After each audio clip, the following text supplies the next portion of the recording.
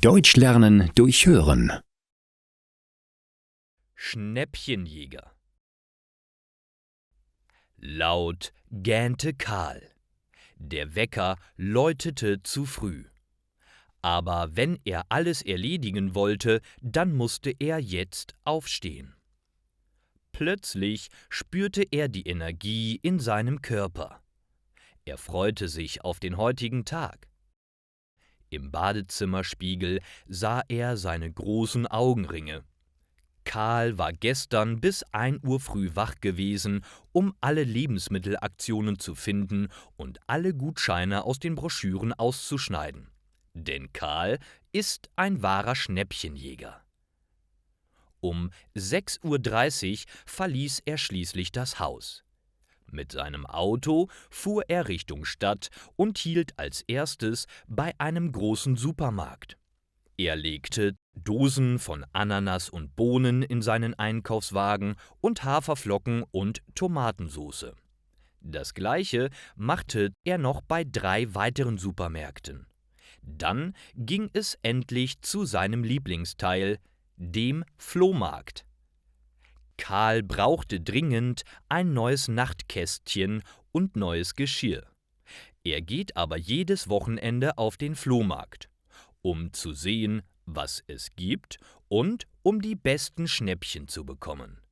Nach 2 Stunden hatte er ein Set mit Besteck und schöne alte Teller gefunden.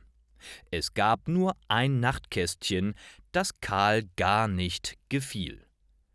Dann musste er sein Glück nächstes Wochenende noch einmal versuchen.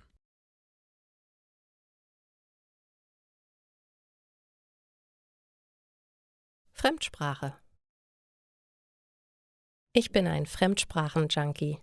Ich habe schon in der Schule 3 Fremdsprachen gelernt: Englisch, Französisch und Russisch. Diese Sprachen spreche ich auf hohem Niveau. Wenn ich jetzt in ein neues Land reise, dann lerne ich die Sprache. Naja, ich lerne ein paar Sätze und Wörter. Und manchmal auch ein bisschen mehr als nur das. Manchmal passieren mir dann lustige Situationen. In Spanien habe ich mich sehr wohl gefühlt. Einen ganzen Monat bin ich dort gewesen. Weil Französisch ähnlich ist, habe ich sehr viel verstanden und konnte auch einiges sagen. Eines Tages haben wir Butter im Supermarkt gesucht und konnten sie nicht finden. Schließlich haben wir eine Verkäuferin gefragt, doch sie konnte kein Englisch sprechen und hat uns nicht verstanden. Deshalb habe ich es mit meinen geringen Spanischkenntnissen versucht. Auf Französisch heißt Butter Beurre. Und da kam mir plötzlich das Wort burro in den Kopf. Klingt doch logisch. Also habe ich burro, burro gesagt. Die Frau hat mich entsetzt angeschaut. Immer lauter habe ich das Wort gerufen. Ich habe ein Stück Brot mit der einen Hand geformt und das Streichen von Butter mit der anderen angedeutet. Letztendlich ist die Frau geflüchtet. Sie hatte Angst vor mir. Als ich im Wörterbuch nachgeschlagen habe, habe ich herausgefunden, dass burro Esel heißt. Still und leise habe ich nach dem Wort für Butter gesucht und eine andere Angestellte um ihre Hilfe gefragt.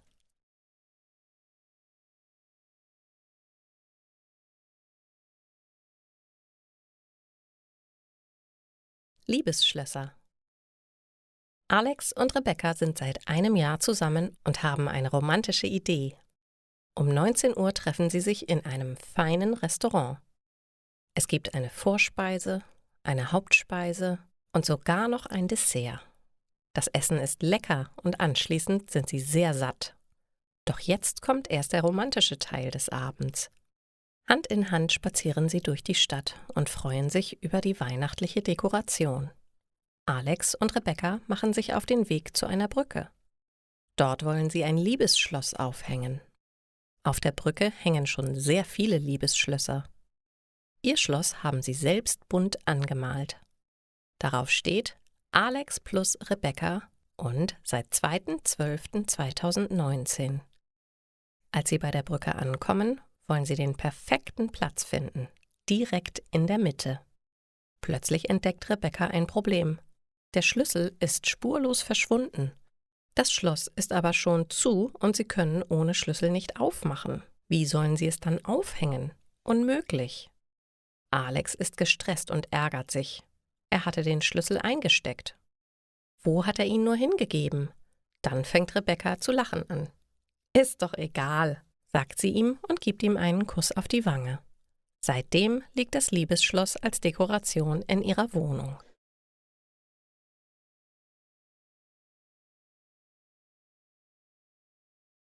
Nebenjob. Hauptberuflich bin ich Lehrer an einer Grundschule. Ich unterrichte das Fach Deutsch. Mein Vollzeitjob besteht darin, jungen Schülern das Lesen und Schreiben beizubringen. Mir machen das Unterrichten und die Arbeit mit den Kindern sehr viel Spaß. Da ich gerne eine große Reise machen möchte, muss ich viel Geld sparen. Allerdings verdiene ich als Grundschullehrer zu wenig. Deshalb suche ich mir einen Nebenjob.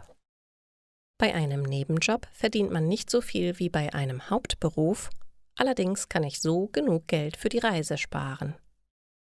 Außerdem arbeitet man bei einem Nebenjob nur ein paar Tage in der Woche.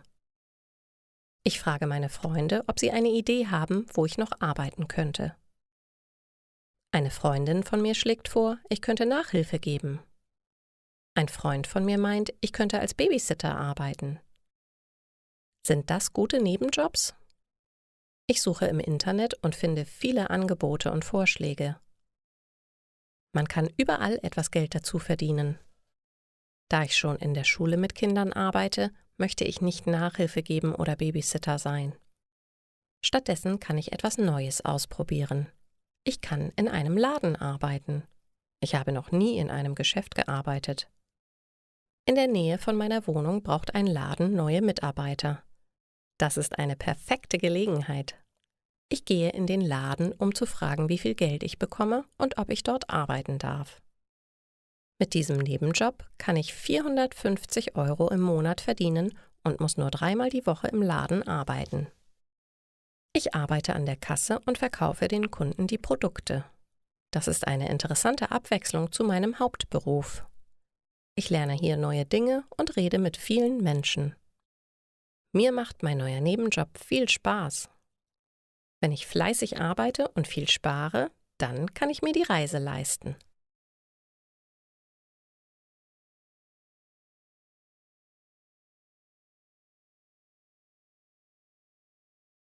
Klassenfahrt. Marie packt ihre Koffer. Heute fahren sie und ihre Klasse zusammen auf Klassenfahrt. Um 12 Uhr mittags treffen sich die Schüler und Lehrer auf dem Pausenhof. Dann kommt ein Bus.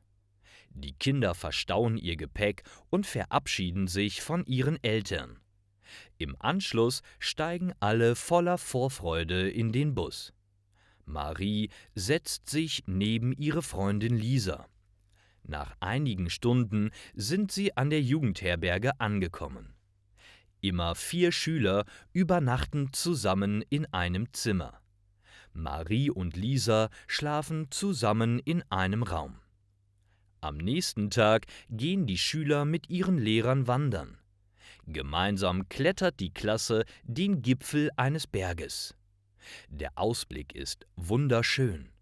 Dort picknicken sie auch gemeinsam. Am zweiten Tag auf Klassenfahrt gehen alle gemeinsam ins Schwimmbad. Am Abend haben Lisa und Marie gemeinsam Küchendienst. Sie müssen den Tisch für die Klasse decken. Am dritten Tag sind alle ganz traurig, denn heute Abend wird die Klasse wieder nach Hause fahren. Doch davor gehen sie noch in den Kletterpark. Marie klettert bis an die Spitze. Nach dem Klettern fahren sie wieder in die Jugendherberge und packen ihre Koffer. Dann geht es zurück nach Hause. Marie freut sich, als sie ihre Eltern auf dem Pausenhof endlich wieder sieht. Aber sie ist auch ein bisschen traurig, dass die Klassenfahrt jetzt zu Ende ist.